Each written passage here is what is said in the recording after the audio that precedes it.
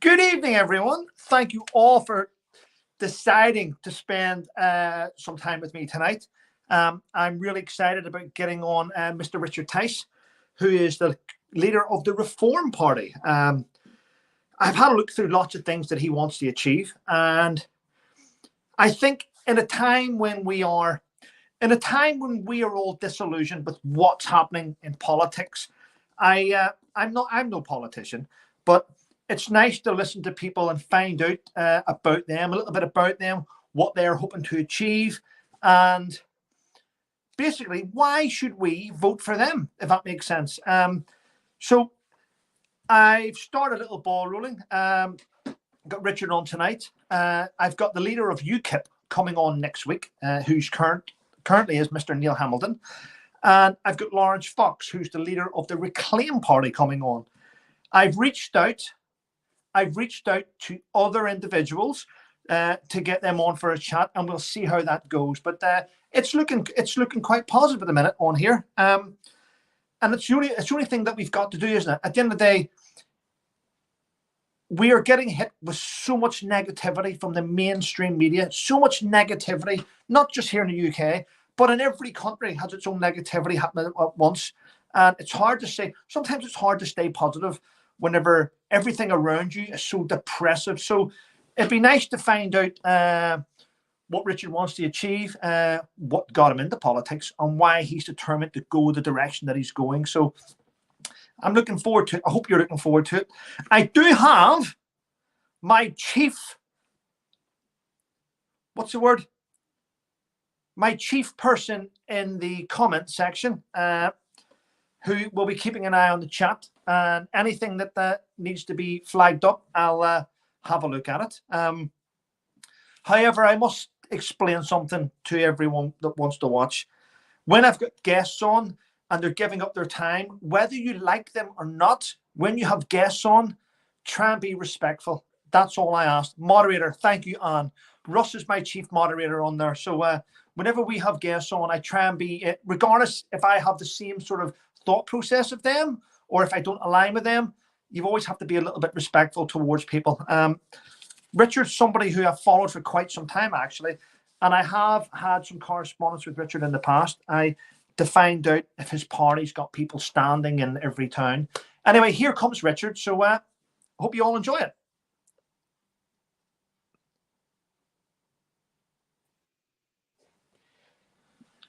Good evening, Richard. Can you hear me okay? Loud and clear, Trevor. How are you doing? I'm doing really, really good, and I really appreciate you giving up your time to have a chat. This is on my YouTube channel. I've started doing this, and I've done it for quite some time, but I enjoy it, and I actually get more people watching the channel than you probably get watching BBC, Richard. That may not be difficult these days, Trevor. That's great. And is it live or is it pre-recorded and you put it out? It goes live. I've got moderators currently on the chat who keep the chat respectful, and they highlight things. So I'm doing it's all going okay, Richard. Fantastic. Well, you ask away and I'll see if I can answer. Well, there'll be people asking me questions as well. First of all, congratulations on your party. They're doing very well at the minute, and I think and I had a look at things today with your manifesto, and I think it's great. By the way, I think it's well put together. But there's things in your manifesto which normal people don't know about, and the one thing that is in the news now every day, Richard, is this net zero, and I find it. I don't understand how we're meant to achieve that unless we decide to just pretend we can't see what's happening and give everything abroad. So can you explain net zero or what that's meant to achieve for us? Yeah, look, very simply, look, we all care about the environment. We all want cleaner air. And I think most of us want to do our bit. And the issue with net zero, and I'm doing my bit, I'm putting solar panels on some roofs of my industrial buildings. And I'm lucky enough, I've got an electric car. It's an extraordinary piece of kit. But look, the bottom line is that Westminster's net zero is completely the wrong bit at the wrong price and the wrong time frame. And it's actually dealing with the wrong problem. And what it's doing is that it's making us poorer, it's making us colder, and it's sending our money and our jobs overseas, we're one of the very few countries that's actually legally committed to net zero. And what it basically means is that we would get to net zero carbon emissions as a nation in 2050. Well, the simple fact is, why do we want to get to net zero? And what people get very confused about is we keep hearing about sort of CO2. Let me just very simply put it to this. CO2 is plant food. It's not a poison. And without CO2, there's no photosynthesis. Without photosynthesis, Trevor, there's no plants. And without plants, guess what? We all die. So actually, CO2 is fundamental to life. And look, as I say, we all care about the environment. You say, yes, let's sensibly, strategically, affordably reduce emissions. You do that with technology. But in our view, as you've seen over the last 2 or 3 decades, there's been great strides in cleaner combustion engines, cleaner filters, cleaner fuels, and so on, and in other ways of capturing emissions and reducing emissions. And that's great. We're making great progress. But don't impoverish the least well off, who can then no longer afford to heat their homes. Don't ignore the energy treasure under our feet, like gas, like shale gas, like coal, that we know we can use, and that keeps our jobs and money here. And import energy from overseas, which means that actually creates more CO2 and sends our money overseas. Is the definition of madness. So look, we should scrap the net zero targets. We should, of course, continue to lead the way in technology. And yes, we want more nuclear power stations. Like, it'd be wonderful if Rolls-Royce is a leader in small, more cost-effective nuclear power stations, what they call small modular reactors. Great, let's invest in wonderful British technology and the like. But please don't, sort of tie the country into a target that nobody else is basically pursuing. And other countries are literally looking at us, Trevor, and they are laughing at our utter stupidity in going for net zero by 2050. Well, Richard, you know what? There's a lot you've alluded to there, which I learn a lot by reading the things that you put out and things that you put out and other people put out. And it seems to me that the direction you want to go in is something that, I agree with, and I think everyone watching agrees with. The one thing that we can't get our heads around is today's politics. Now, today we have a two-party politics system, and it's virtually impossible to sort of remove that and to put something in new. If you were to be elected, though, say your party does really well, you manage to get rid of a lot of MPs, I honestly, from a common sense point of view, I probably think that Reform Party would, because you're still building, you're still growing. I think that remember they had the joint, you had the Liberal Democrats in there with the Conservatives. I could see maybe your party getting in and trying to go that way at first to gain, because you're growing. Do you have enough candidates throughout the UK at the minute? Yeah, look, just on the candidates point, I'm glad you asked that. As we speak, we've got about 500 candidates approved and allocated and vetted for the general election. We will stand everywhere in England, Scotland and Wales, which is about 630. Got another couple of hundred applying. But if there's any listeners who are members or thinking of applying, please do apply, because inevitably, the odd one here and there drops away, some others join up. But we stand everywhere. Look, at the end of the day, Trevor, if you want to win the lottery, you have got to buy a ticket. I don't buy a ticket, so I don't expect to win it. If you want to shape and influence, you've got to be on the ballot paper. You've got to be in the mix. And sure, first past the post is difficult. But if you don't try, you've got zero chance. No chance at all. And what we really want is a different electoral system called proportional representation, where every vote is equal. Every vote matters. And if you get 10, 15% of the total votes cast in a general election, then you'll end up with 10 to 15%, the pro rata number of MPs. And that seems perfectly reasonable and fair. So look, I think most people recognise that that's the right and fair way. I think that the two-party system is now discredited. Many people say, I'm politically homeless. I can't vote for either of the main two parties. My view is they're two sides of the same socialist coin: high tax, high wasteful government spending, low growth.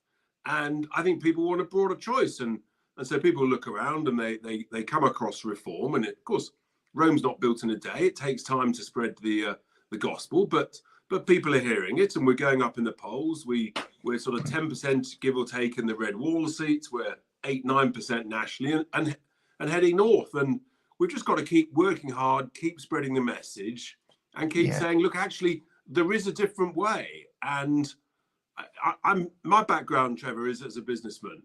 I've run some big companies. I run a big multinational property group listed on the stock exchange. I know how to roll my sleeves up, get stuff done, make things happen. And that's my approach to the sort of things, the policies that we need to do to make this country run properly and be properly managed. That's all I think people ask for. You don't mind spending a bit of tax as long as it's not wasted, as long as it's effective. If you've got fast, prompt, efficient, brilliant public services, happy days, everyone's a winner. I've got two questions coming in. One is, how would you approach the national debt? How would you try and decrease it and stuff? Is there a way to do that, do you think? Actually, it's a great question. Thank you so much for that. First of all, everyone needs to just calm down and relax about the national debt. Mm-hmm. No one tells you that it's almost bang on the 100-year average, right? So just relax about the national debt. What I call the balance sheet of the country is fine.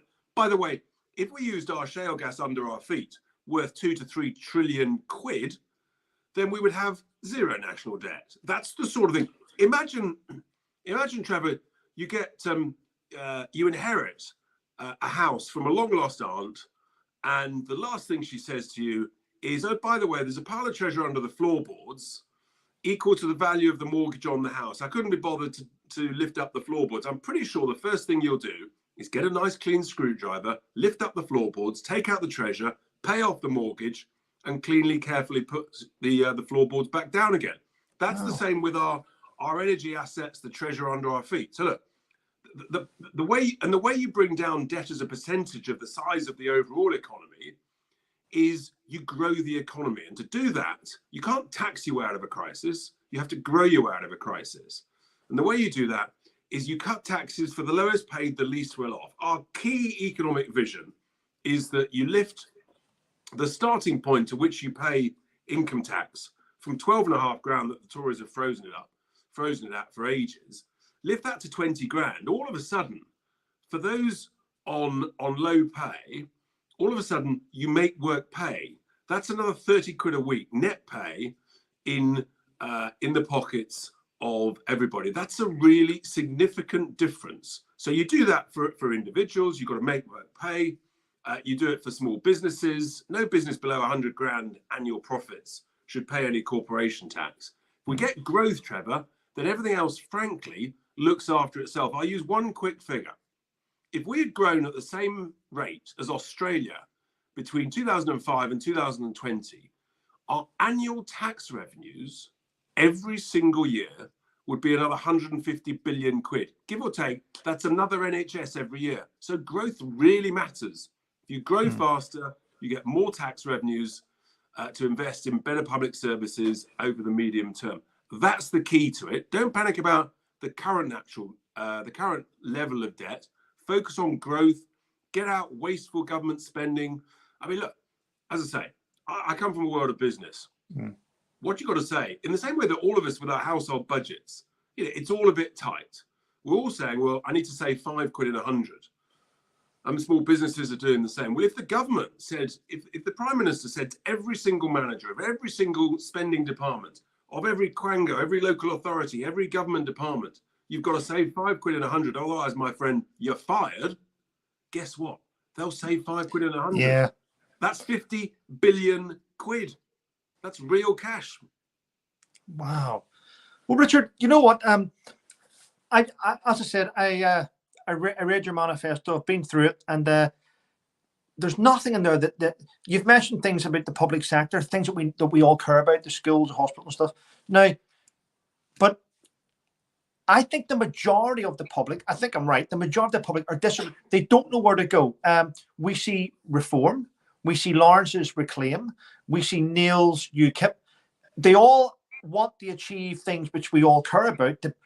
I don't want to go into the topic, but to protect our children, to protect our NHS and things like that. So there's three parties here, which they all have great things that we can all achieve. But how do we know who's going to achieve what? So sometimes we don't know who to vote for. For instance, are you going to, what I'm getting at is, will you be working alongside those parties to try and achieve seats, working together? Or are you all going to go out hell bent on trying to achieve seats? Or are you going to work together? Yeah, look, where we can work together sensibly with people, we will. And we've already actually, for example, said that in a certain number of seats, whatever that is, whether it's 10, 20, 30, we would stand jointly with the SDP, for example. So you'd have a candidate with a designation that's called, Mr. Smith for reform with the SDP.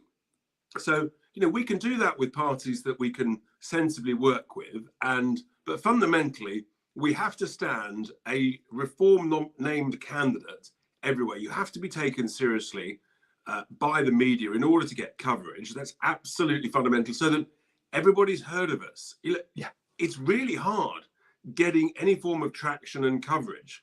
But we've gone basically in the space of a couple of years from 0 to 8, 9, 10%. Well, that's real progress. Yeah. And so we must be doing something right. We will keep on battling away, but we think we've got some sort of common sense policies, which are, in a sense, they're not really left or right. They're just what we feel is common sense to sort out some of the problems that, frankly, face the country. And that's where we're at. Well, we've got some of your members and people that are standing for you in the chat, actually. Marvellous. Excellent. Hi, everyone. So the one thing that I've looked at over the last, and I went on GB News not long ago to talk about subjects, and that is, at the minute I feel that we're blaming everything on Russia and Ukraine in order to sort of, let's keep everyone quiet. Let's just say it's because of Putin and because of Zelensky, and that's why everything's sky high. But I've looked at quite a few things, and I've noticed that NATO is being undermined by, it's a topic hardly anybody discusses, Rich. I don't know if you know anything about it, but I've seen that NATO has been undermined by this new European defense type thing. And I see, you don't have to be a brain box to notice that we are dwindling away our armed forces, and we are cutting things down. But at the same time, we're saying we need to save money and disband these units. But at the same time, we're giving 50 billion away, which could have kept these units going. So are our politicians deliberately undermining our armed forces for something outside of our country? The simple answer to that is no, I don't think they are. I think you apply a level of conspiracy and intelligence to them, which frankly I just don't think exists. Okay. But yet you're right, and you know better than me, Trevor, that whilst we have probably some of the bravest, best trained military in the world, sadly they're not the best equipped. They haven't been for some time, and the MOD is famously woeful at procuring kit, and so they waste tens of billions of pounds every decade, which is absolutely shocking and has to change. And the reality is there's always different risks out there in the world.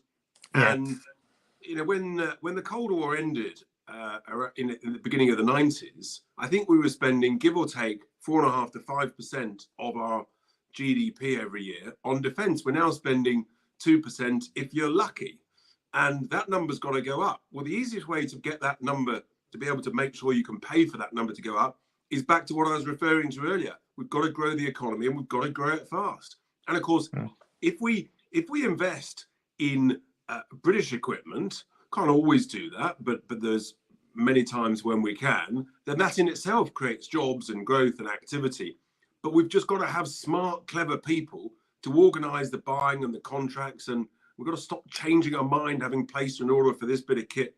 If you then change the specification 20 times in the next 12 months, you shouldn't be surprised if whoever's the contractor building it is frankly going to shaft you with the pricing of it. So this stuff it's not rocket science, but we have got to invest more in the military. And it was one of the reasons I fought so passionately to leave the EU. The idea of an EU defence army completely undermines NATO. NATO is the alliance that is the defence of like-minded Western democratic nations. And there's always going to be niggles here and there. Nothing's ever perfect. But fundamentally, NATO has done its job and kept us, frankly, safe and safer than anybody else will in recent decades. Richard, yeah, very good point, actually. Do you think that we are out of the EU? Because it feels like I don't understand the thought process behind our politicians on both sides of the house, because it feels like they don't want us to leave. We could have been thriving now. I mean, literally thriving. But for some reason, looking at it, it's like, why won't politicians fully now support the people? Yeah. Why are they keep trying to drag us back? I feel that we are still handcuffed to it.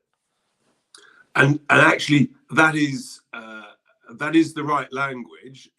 Legally, most of the UK has left, but actually legally, sadly, we've left Northern Ireland sitting on the fence with its feet or its hands still handcuffed to the European Union in terms of rules and regulations, the single market, and subject to the rulings of the European Court of Justice, an overseas court. And that's completely unacceptable. That's why there's all the noise about the protocol. Look, but the truth is, most of Westminster did not want to leave the EU. And certainly the civil servants didn't, and they did conspire without question to shackle us and to handcuff us with a really bad deal. Theresa May's deal was woeful. It was thanks to our party that she did so badly in the European elections in 2019, and that hoofed her out. But look, having left, what the Tories have not done is taken advantage of the great opportunity. They haven't cut taxes on things like VAT on domestic fuel, on the ridiculous environmental levies. They haven't cut on a mountain of daft EU regulations that drive us all potty every day of the week. And they haven't controlled our borders. So it's both lawful and illegal. So at the moment, people are scratching their heads, understandably, and saying, well, where's the benefit? Well, the benefit, like anything in life, if you're going to do a job, do it properly or don't do it at all. And having gone through the angst of getting Brexit, it is the right thing to do. We can be a great, bold, fantastic, thriving, high-growth, independent, sovereign nation, but you've got to believe in it. You've got to go for it. It's like when you're in the military, you've got a really difficult job, a difficult operation. You can't do it half-hearted. You've got to go for it and go for it full on. And that's what I say. It's like driving a car. If you want to get from A to B, don't potter along in third gear, stick it in sixth or seventh gear and push on within the speed limit, I should hasten to add. Well, yeah. Richard, here's one for you then. I think everyone can see that you're very passionate about trying to achieve things and move forward. What keeps you motivated? What gets you up in the morning?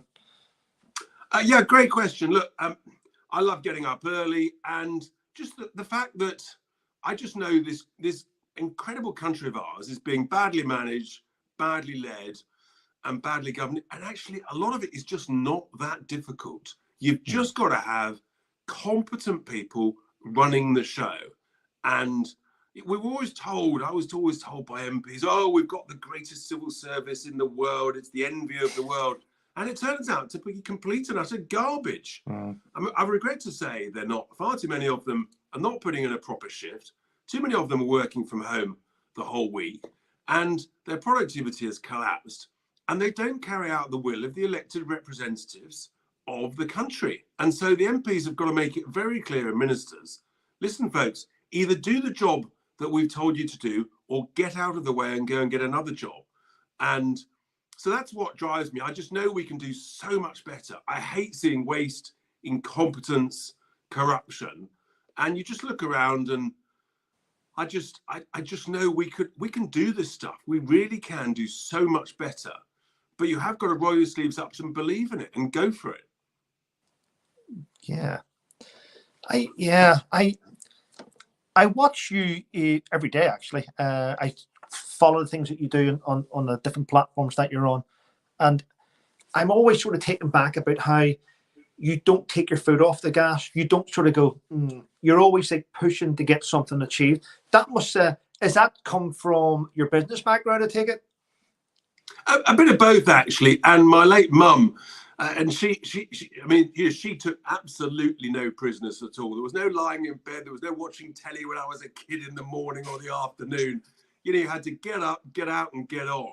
And that was her motto. And we all learned so much from our parents. So that was a key driver to me. And then various people that I learned from in the world of business, people who just took no nonsense and just action. So I'm a sort of action person, really. You see something, you just want to get it on and move on. And look, bluntly, time is money, frankly. I know it sounds really brutal, but it is. Yeah. So don't waste it, get on with it. I'm 58, so we don't know how long we're lucky enough to be on this earth, but you've just got to use that time and you've just got to crack on. Well, yeah, totally agree. There's now, my topic's always veterans. I read a lot about what Johnny Mercer's trying to achieve. He said he wants, I think by the end of next year, he wants to achieve no veterans homeless. Do you think that's achievable? Do you think we can achieve that small thing, or is there complications? Of course it is. And I know Johnny, and I admire his commitment to the cause. I think he's been massively let down by various parts of the civil service and indeed his colleagues who haven't properly funded it. You probably know better than me. In the US, being a veteran is something that the whole nation admires and respects and funds properly and looks after. And frankly, that's what we should have here, because there are many vets who go on to do great things in other walks of life, but there are many veterans who, because of what they've seen and what they've done, they suffer in a variety of different ways. And we should properly look after, help, support, encourage, train, and get those great folk back into contributing. And of course we could do that. We could do it within 12 months if we really put our mind to it. If Johnny was given a really competent team with proper funding, you could have that job done, sorted, and moved on, and it would be a wonderful thing to do. And you look at the state of our law and order and our police forces, and it's a slight distraction, but 40 or 50 years ago, many of your listeners of yours may not realise most of the chief constables were former officers, former vets, and they took no nonsense, frankly, and they got stuff done, and that's all gone. And it's an absolute tragedy, because the discipline of what you learn in the armed forces is so valuable in subsequent walks in life. The one thing that I've noticed, and this, the people keep asking me, we're struggling though to get veterans sorted in Northern Ireland, because it's a delicate line in Northern Ireland, because and I think we all know Sinn Féin's in charge. Sinn Féin used to be the political arm of the Irish Republican Army. In Northern Ireland, it seems an uphill struggle there's now a Veterans Commissioner, Danny Kinnigan, but it's an uphill struggle because a lot of veterans in Northern Ireland, when they go to get help, don't want to let people know that they were veterans in case it comes back to bite them. So is there a possibility of anything happening there in the future? Because for them, they feel like they've been completely neglected. No, it's a great question. And of course, that's the most sensitive and that's the most difficult. But again, you've got to focus on it with some really competent people. And all of these challenges are resolvable without sort of going into the details. I just know good people can sort this out, and you've got to fund it properly. You've got to make sure that all of those issues, particularly in Northern Ireland, are carefully, sensitively, thoughtfully worked out. You say, right, this is the problem, this is the challenge. How do we get around it? And work at it and work hard. And of course, let's be honest, mistakes will be made. But as long as we learn from those mistakes and then make sure, for heaven's sake, don't make it again, we'll keep making progress. We'll keep moving forward. And I know Johnny Mercer is desperate to make progress in this area. I just wish that his department was properly funded and had some really, really good people. I heard the other day he's got 12 in the department. Forget that. You need 100 people in that department, really smart, decent people who are going to absolutely get that job done and turn the Office for Veteran Affairs into a huge resource that picks people up, picks vets up, helps them, trains them, and then takes them forward to great things and to contributing to other walks of life, other parts of society. That leads me on. Do you think we should get rid of the civil service in the MOD and replace them with a war office, retired colonels, generals, brigadiers, people that know the system inside out, know procurement, know the weapon systems, operations and missions? Do you think we should go back to, well, first of all, I'll let you know, in my opinion, I think that a war office would be better suited for our armed forces. I just don't understand why we have people coming from university with no life and job experience, and then they're put in charge of colonels. And I think that's a big issue. If that happens, that's utterly insane. I'm afraid to say I think there are a number of departments within the machinery of government that are just simply not fit for purpose. In the Home Office, I say we need to actually, it's a bit like my background's real estate, Trevor. Sometimes a building is so knackered, you're better to pull it down and rebuild and start from scratch than to try and repair it. It's just a way of life. And sometimes departments are so hopelessly useless and incompetent. So we need a whole new Department of Immigration to keep our borders secure. And likewise in the MOD, from things that I hear, there's serious question marks about large parts of it. And whilst every officer is not going to be perfect for the job, we know we can do so much better. I was really struck a couple of years ago when I heard about the size of the administration that looks after the Israeli military, and it's a fraction of the size of our own MOD, and yet their spend on procurement, I think, is not dissimilar to ours, and they do it, as I say, with a fraction of the people, and I suspect they end up with a lot better kit, a lot quicker, and a much better value. Well, Richard, I know you've got to go. You've given me enough of your time. I appreciate it. One question keeps coming in. Can I just end this one question? Because it keeps coming in. I think they're getting right.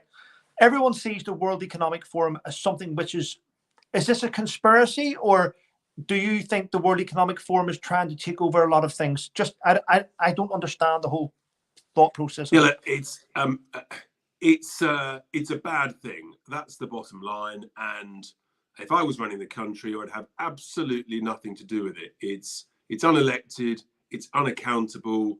There are concerns about it. I'm not a conspiracy theorist, but I just don't frankly think that it really has any role to play. There are plenty of other global institutions. This is a globalist elitist forum, and yeah, I'm very, very skeptical about it, and yeah, I would have nothing to do with it whatsoever. Well, Richard, thank you. And you know what? I really do appreciate you coming on. It's been great to have a chat with you. Great pleasure. I've enjoyed chatting with you. And you're a busy man. All right. Thank you, Richard. And thank everyone for the questions. I appreciate it. Thanks, Richard. Have a great night. Thanks a lot. Cheers all. Bye. Bye. Bye. Well, everyone, thank you all very much for tuning in and listening to me chatting to Mr. Richard Tice, the leader of the Reform Party. You've heard it there. He doesn't agree with the World Economic Forum. He thinks it's something that shouldn't take place, and thinks it's bad for the country. But he's got great plans. He's got great candidates up and running. As you heard there, he's over 500 people ready to go. So let's see where they go, ladies and gentlemen. I'm willing to give everyone a chance who wants to try and change the way things are in our country. And I found that quite good. I'll be speaking to the UKIP leader, Neil Hamilton, next week. He'll be the next guy we have on. So thank you all, guys, for tuning in. I do appreciate it. Thanks for the questions. Some great questions coming in here. And don't forget to like the video. Have a great evening, everyone. I'm not going to stay on too long because I had all my notes and all planned for this and get it all right, and had your questions coming in. I'm sure I got most of your questions that people were concerned about. But thank you. Have a great evening and take care. And Russ, absolutely average. Thanks for policing everything quite well. Take care.